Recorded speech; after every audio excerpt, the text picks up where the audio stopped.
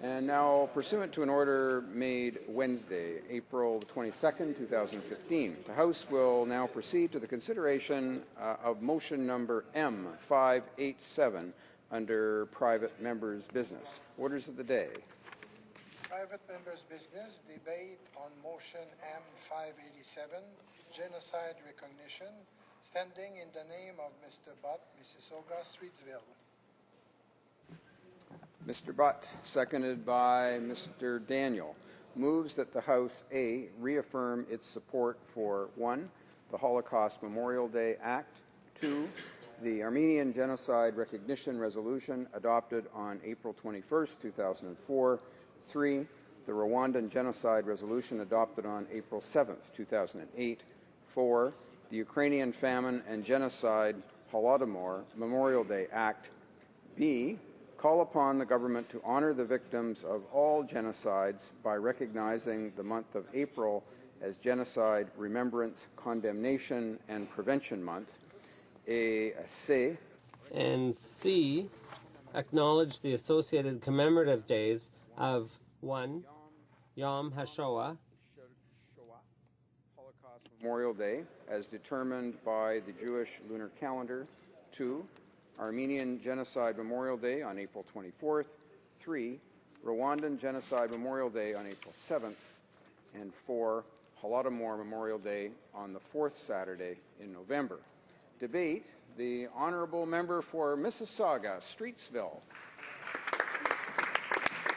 Well, thank you very much, Mr. Speaker. It is my honour to present motion M587 before the House today.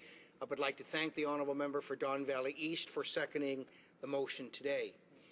I would like to thank you for the opportunity to lead off this important debate on a motion that would reaffirm this House's support for the recognition of historical genocides. It would also call upon the government to recognize April as Genocide Remembrance, Condemnation, and Prevention Month.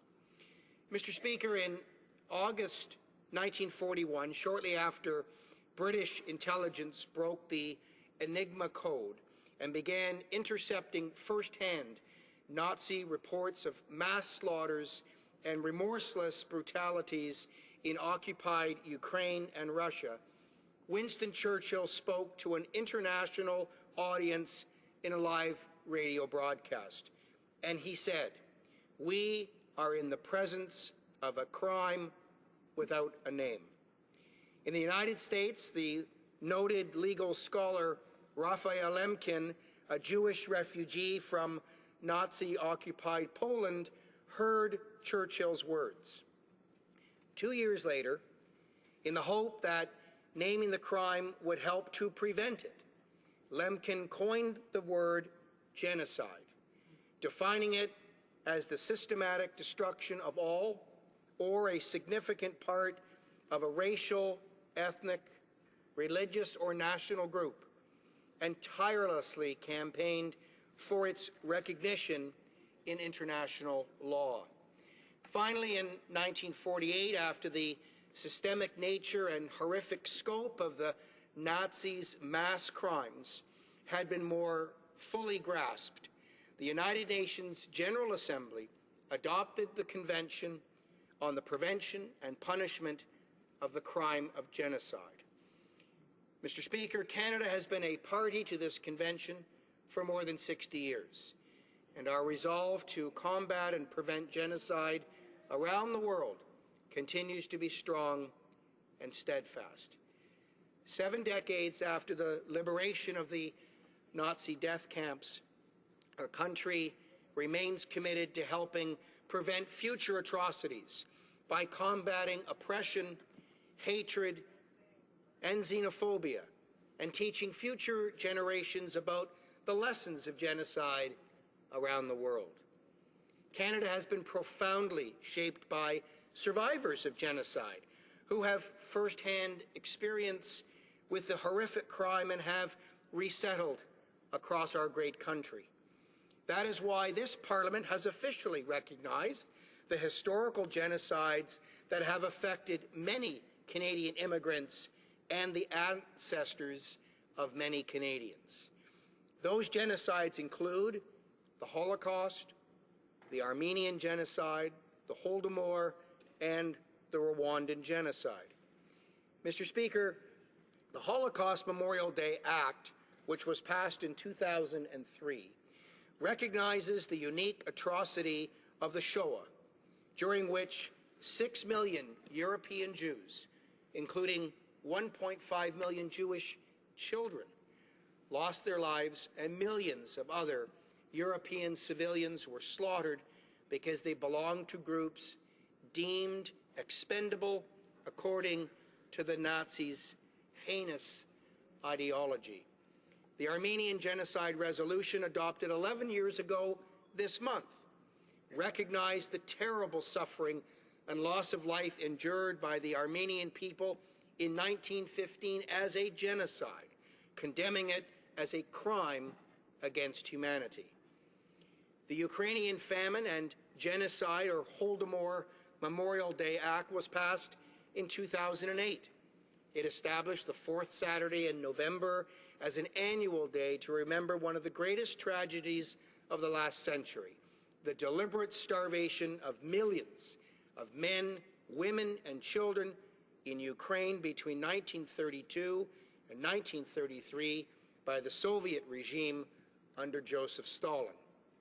Finally, in 2008, Parliament unanimously adopted a resolution commemorating the 1994 slaughter of 800,000 Rwandans, targeting ethnic Tutsis and political moderates, including ethnic Hutus, and designating April 7th as a day of reflection on the prevention of genocide.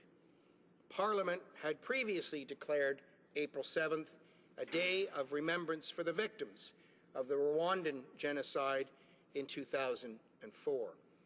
Mr. Speaker, with the designation of April each year as Genocide Remembrance, Condemnation, and Prevention Month, we would be specifically remembering those unfathomable, tragic, historic events. At the same time, we would be more broadly acknowledging that genocide betrays the fundamental value of human dignity. Genocide does not begin with the mass murder of a people. Its seeds are planted with hatred, racism, and a denial of human rights. We must be vigilant and never allow such horrific crimes to be forgotten or repeated. We have an obligation to remember and to learn from some of the darkest events in human history. By doing so, we renew our commitment to do everything we can to prevent such events from happening ever again. In the words of author, Nobel laureate, and Holocaust survivor Elie Wiesel, and I quote, "An immoral society betrays humanity because it betrays the basis for humanity, which is memory. A moral society is committed to memory," end quote.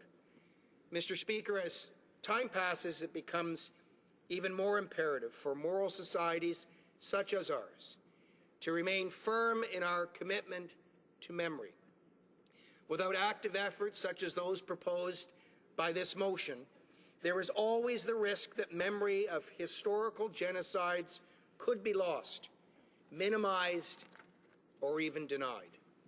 Indeed, in recent years, we have seen an unfortunate rise around the world in the heinous practice of Holocaust denial and in the denial of other genocides. The only appropriate response is to strongly reaffirm our collective commitment as a society to remember and commemorate genocide, to educate future generations about the poisonous effects of hate and intolerance, and to uphold the importance of preventing such atrocities from ever reoccurring. Indeed, while the nation at the center of any genocide holds the primary responsibility to protect its people from such atrocities, the international community also has significant responsibilities. Mr. Speaker, Canada has been a world leader in genocide commemoration and education. We have opened the Canadian Museum of Human Rights in Winnipeg, supported resolutions on the prevention of genocide at the Human Rights Council, and served as the 2014 chair of the International Holocaust Remembrance Alliance, among many other recent initiatives. The motion we are debating today is in the spirit of ensuring that our country continues to set an important international example. I call on all members of this House to support Motion 587, and I thank you very much, Mr. Speaker, for the opportunity to address the House on this very important matter. You're here. Questions et commentaires? Questions and comments? La députée de Rosemont-la-Petite. The Honourable Member for Rosemont-la-Petite-Patrie. Well, thank you, Mr. Speaker. I will soon have the honour to speak to this motion, M587. I want to congratulate the member for Mississauga Streetsville for this initiative. I'd also like to ask him what he thinks, as a country, we should do to respect our international agreements and treaties regarding preventing future genocides. What role should Canada play internationally to be even more proactive to prevent atrocities and horrific situations from recurring? I'd like to hear his opinion on that, please. Member for Mississauga Streetsville. Well, Mr. Speaker, Canada, of course, continues to be a world leader and continues to play a very effective role in the international community in speaking out and making sure that we're honoring our commitments, our international commitments and our treaties. Right now, Mr. Speaker, of course, we are playing a very significant role in making sure another genocide does not take place in Iraq and Syria by committing Canadian Armed Forces and by committing humanitarian aid and assistance to Iraq and Syria right now to protect religious minorities in those countries, Yazidis, Chaldeans, Christians, Assyrians, that are being slaughtered at the hands of ISIL. So Canada will continue to play its very strong role where we are recognized internationally as standing up for vulnerable people in the world and speaking the truth about these tragedies at all times. Questions et commentaires? Questions and comments? La députée de Saint-Laurent. The Honourable Member for Saint-Laurent-Cartierville. To thank my colleague for his speech and his initiative, and I was very pleased to cooperate to be sure that all communities would be on board. And as he knows, maybe we should consider to add another genocide, unfortunately, that happened to our friends of Bosnia. And would like to hear his view about that. I understand that it will not be today, and we agree.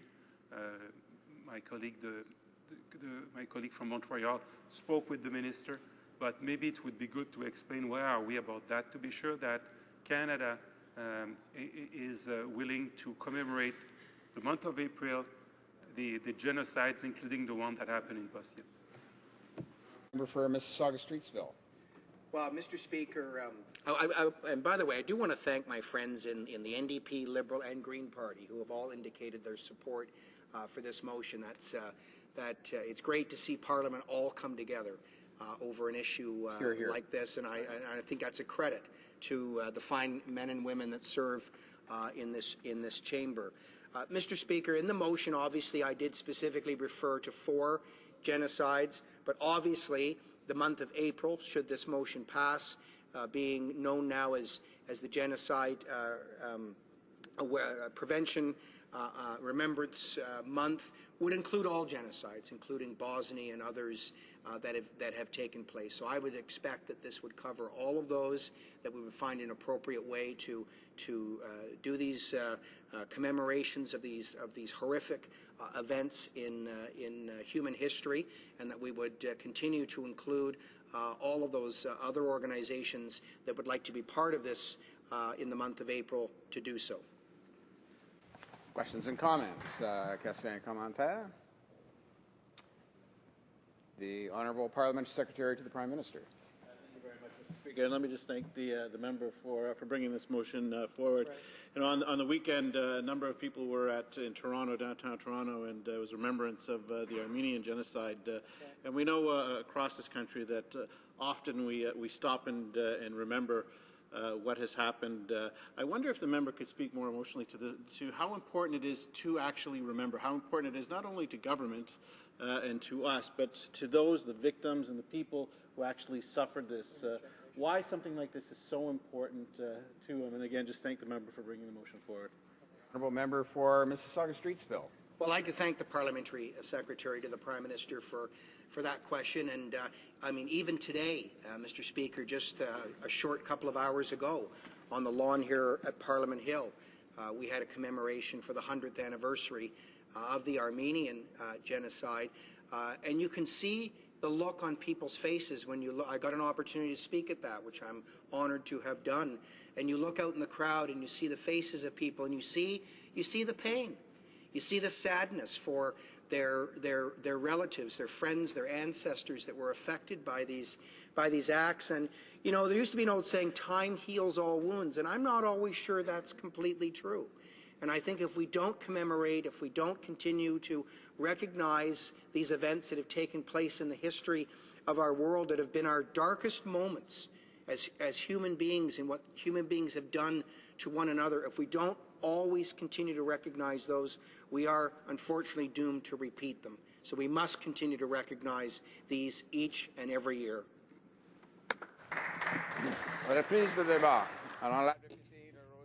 Resuming debate, the Honourable Member for Rosemont-la-Petite-Patrie. Thank you, Mr. Speaker, and once again, I'm profoundly honored to have this opportunity to participate in the debate today in this House.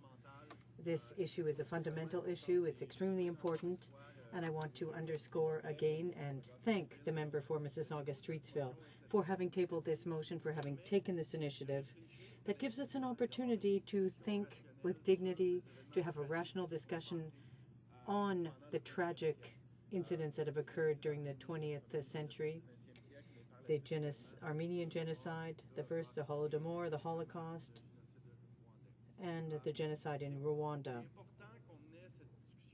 Now, it's important for us to have this discussion, these reflections, and to do so this week. Now, it's not by chance that the motion is taking place today, on April 24th. We all worked hard this week in the NDP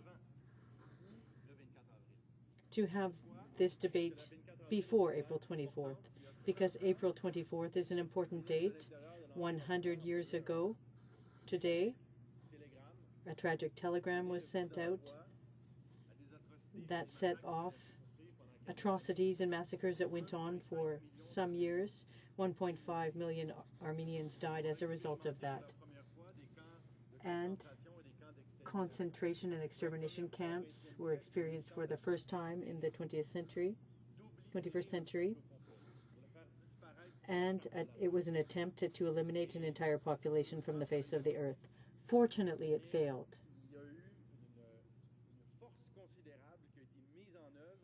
But considerable efforts were undertaken to destroy this people just because of who they were, to use government resources to disappear a people, a language, and a culture. Now, people who lost their lives are today considered saints, martyrs. The Pope stated that very fact recently, and that is very significant. Those people suffered horrific realities. Entire families were annihilated. People were massacred, women, children. They were forced to march day and night, and clearly they didn't survive. It's important to remember that. It's important to remember it because it can't serve as a justification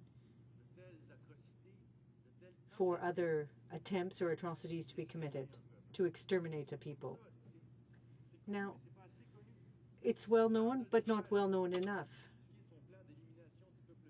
When Hitler was attempting to justify the elimination of Jews from Europe,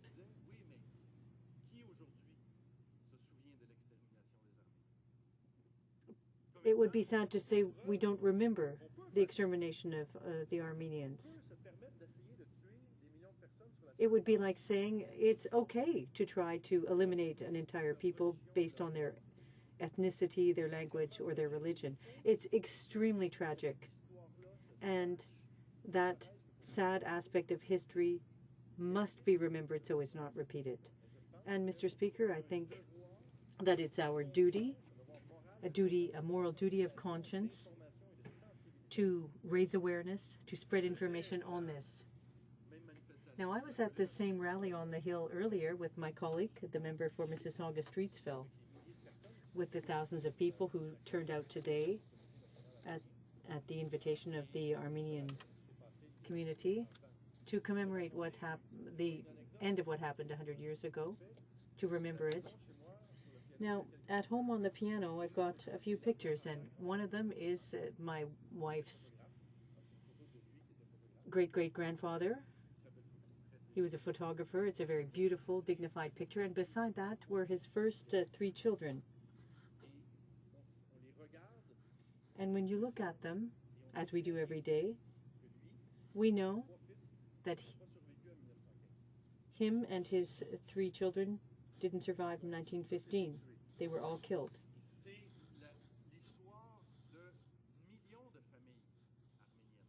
And that was the story of thousands of Armenian families. And that's why today in Armenia there are 3,000 people, but the Armenian diaspora represents 8 million people, because people who survived or who were able to flee left and fled to other countries, to the US, to Canada, to France, to many other places. Fortunately, he didn't lose his entire family. His daughter survived, lives in France, and there was a 5th child. That child went to Greece, had children, including a young Antoineg, who moved to Canada, who had 3 children, Sean, Gary, and Lisa, my wife. And we have a young son with an Armenian first name, to keep that link, that family continuity alive. It's important for us to bear this message, to spread it, this fight against racism, xenophobia, and intolerance. And we have to work every day, here in Parliament, but elsewhere as well, to live together respectfully, in a friendly manner, respecting and accepting our differences. Because in the 20th century, there were other genocides that occurred. The Holodomor, the Ukrainian genocide. It's not well known enough either. Stalin industrialized the USSR at the expense of the Ukrainian people by stealing and extorting Ukrainian wheat, selling it abroad, that enabled them to industrialize the USSR, and that was at the expense of millions of people in Ukraine. It was a criminal act. It caused famine. It was organized, and it was repeated after that with the Holocaust, with the death camps, the trains that took the Jewish people to their death, to the gas chambers. 6 million people died at that time. And in 1994, not so long ago, the massacre of the Tutsis in Rwanda. 800,000 people were killed in just over 3.5 months. It's our duty to remember. The Canadian Parliament is a good place to reaffirm that we know what happened. We acknowledge it. We will remember those people who were killed, the men, women, and children who were killed and exterminated just because of who they were, and to prevent that from occurring in the future. That is why we urge the government in Canada to work more on our international treaties, to focus on preventing genocide, and to make it well known that we will punish people who are responsible for these types of atrocious actions. And this has been done as well in the past. We're proud Alexa McDonough was one of the sponsors of the motions that was adopted in 2004. The member for Ottawa Centre also tabled a motion in 2010, a resolution to make April 23rd the National Day of Commemoration and Action Against Mass Atrocities. It's something that commemorates all atrocities, including ethnic cleansing, crimes against humanity, and war crimes. It's unfortunate to note that again today, these types of situations are occurring. I'd like to underscore, even though it's not in this motion, the crimes committed in Cambodia against the people,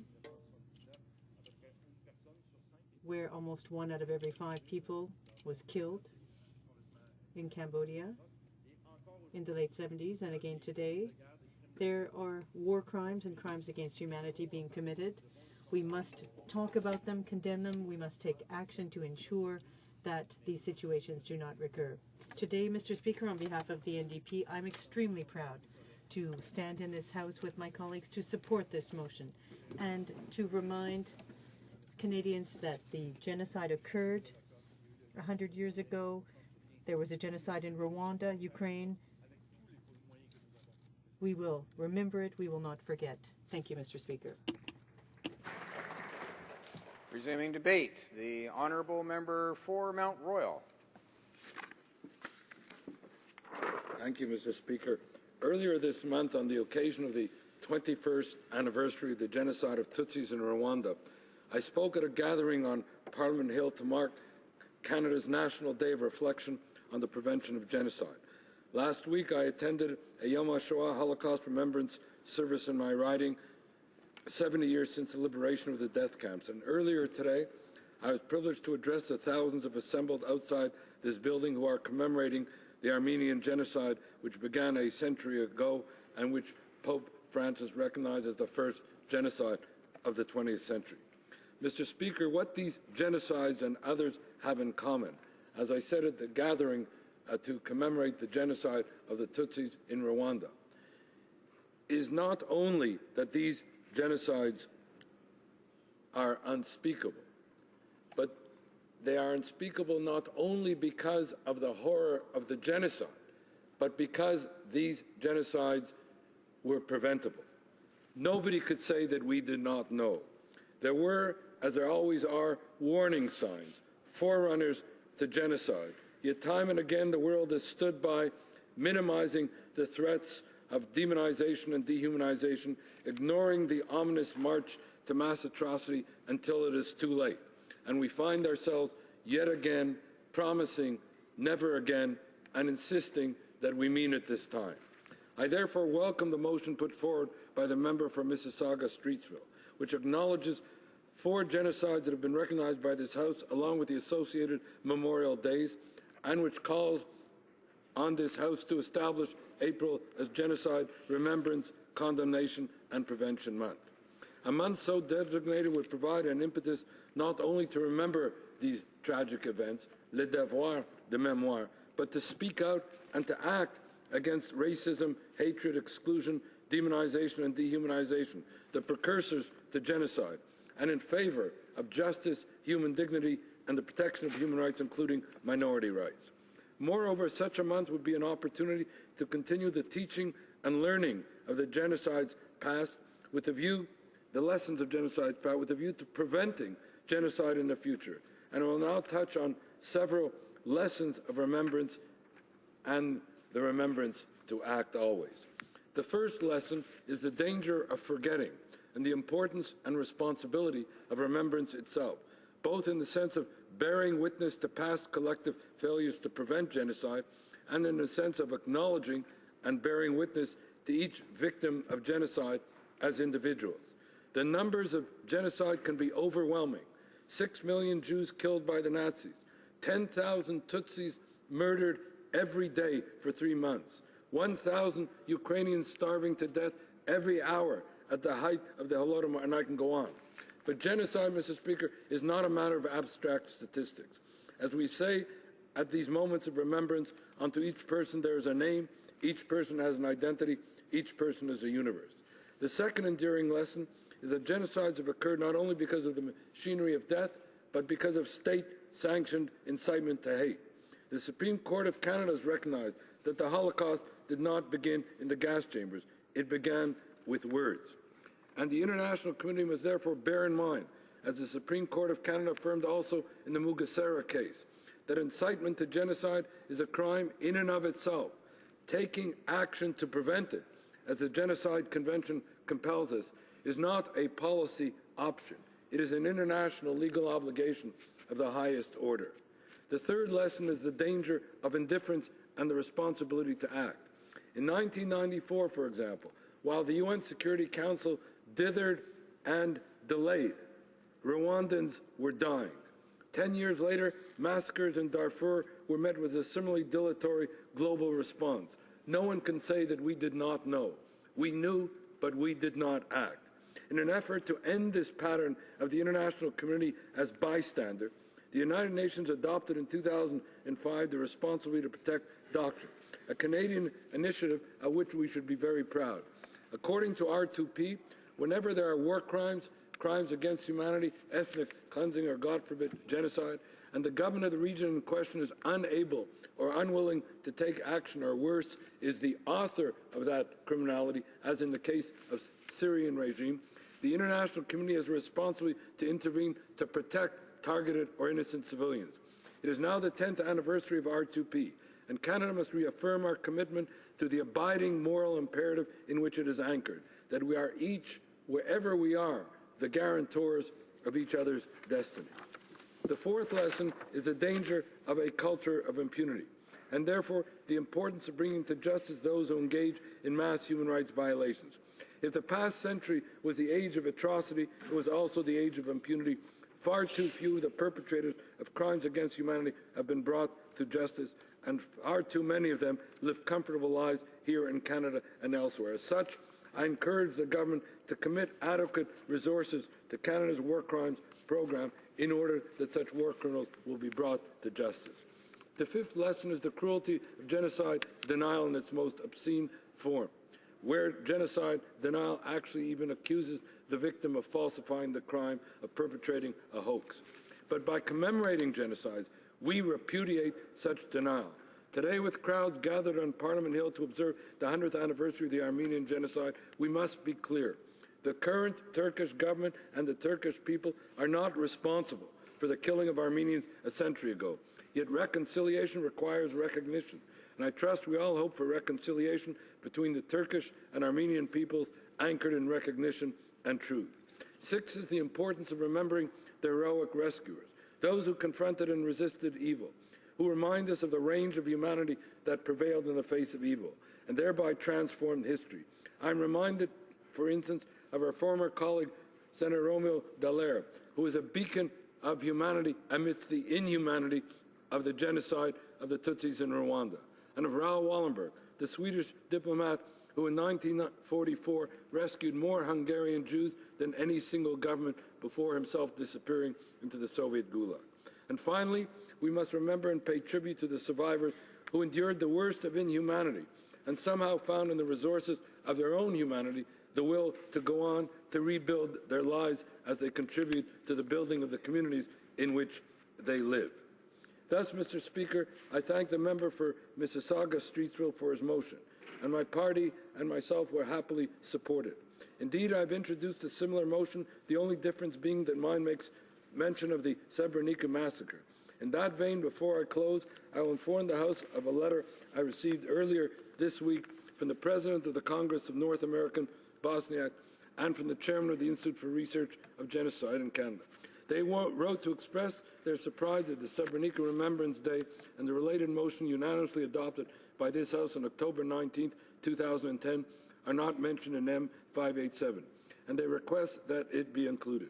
Indeed, Srebrenica Remembrance Day is the only genocide commemoration day recognized by the House of Commons, but not specifically referenced in the motion before us.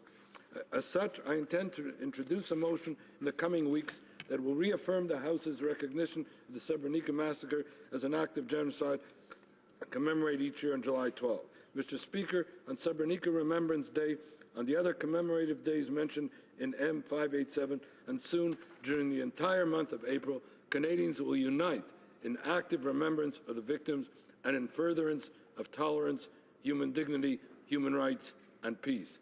Never again will be affirmed, and this time we will be able to not only remember, but hopefully act always on that remembrance. Thank you, Mr. Speaker.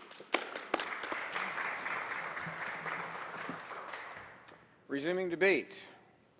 Reprise de débat. Accordingly, I invite the honourable member for Mississauga-Streetsville for his right of reply, and the honourable member has up to 5 minutes. The honourable member for Mississauga-Streetsville.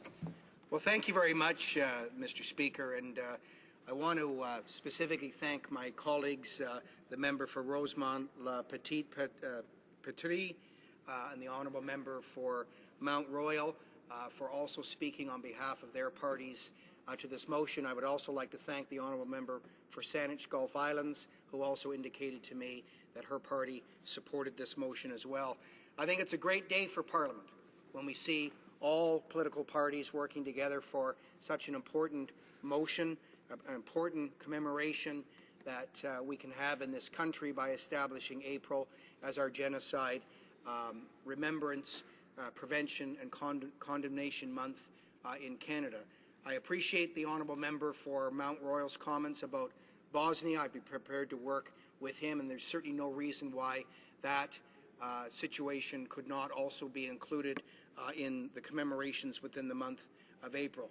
So, Mr. Speaker, simply want to say thank you to all members of this House for the support for this motion, and I look forward to it being approved. Thank you very much, Mr. Speaker. The question is as follows. Mr. Butt, seconded by Mr. Daniel, moved that the House, A, reaffirm its support for 1, the Holocaust Memorial Day Act. Shall I dispense? 2, the Armenian Genocide Recognition Resolution adopted on April 21st, 2004. 3, the Rwandan Genocide Resolution adopted on April 7th, 2008. 4, the Ukrainian Famine and Genocide Holodomor Memorial Day Act. B, exhort le gouvernement. Call upon the government to honor the victims of all genocides by recognizing the month of April as Genocide Remembrance, Condemnation and Prevention Month. And C, acknowledge the associated commemorative days of 1, Yom HaShoah, Holocaust Memorial Day, as determined by the Jewish lunar calendar. Armenian Genocide Memorial Day on April 24th. 3, Rwandan Genocide Memorial Day on April 7th. And 4, Holodomor Memorial Day on the 4th Saturday in November. Is it the pleasure of the House to adopt the motion? Yes. All those in favor of the motion will please say yea. Yea. All those opposed will please say nay. In my opinion, the yeas have it. I declare the motion carried.